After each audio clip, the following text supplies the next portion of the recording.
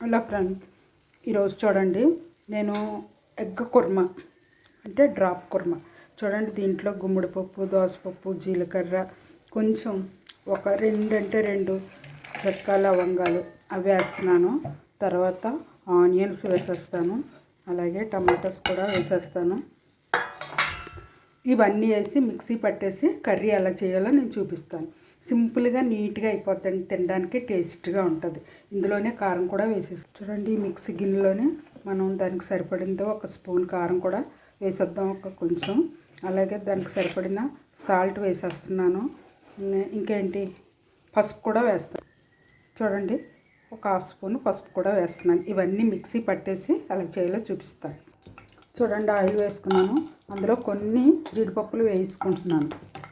ఆ ఎగ్తో పాటు ఇవి కూడా ఉంటే మంచి టేస్ట్ వస్తుంది అనమాట. అందుకని ఇవి వేస్తున్నాను.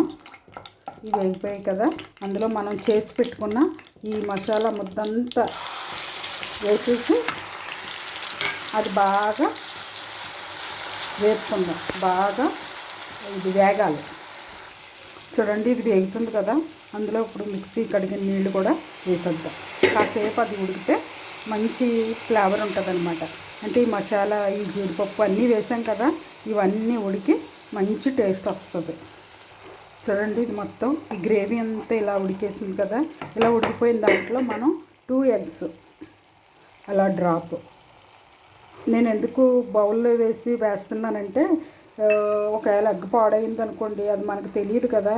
అది తెలియడం కోసం నేను విడివిడిగా కప్పుల్లో వేసాను.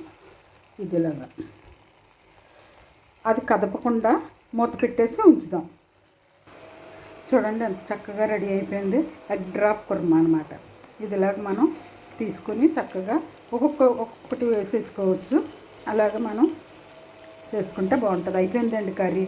నేను డిష్ అవుట్ చేసి చూపిస్తాను. చూడండి, ఎగ్ డ్రాప్ కర్రీ రెడీ అయిపోయింది. ఎగ్ డ్రాప్ కుర్మా, కర్రీ కాదు ఇది, కుర్మా. చాలా టేస్ట్గా ఉంటుంది. ఇలా మీరు చేసి తిని నాకు కామెంట్ రూపంలో తెలియజేయండి. ఓకేనండి, బాయ్. మరొక డిష్తో మళ్ళీ కలుసుకుందాము. ప్లీజ్ ఒక లైక్ ఇవ్వండి.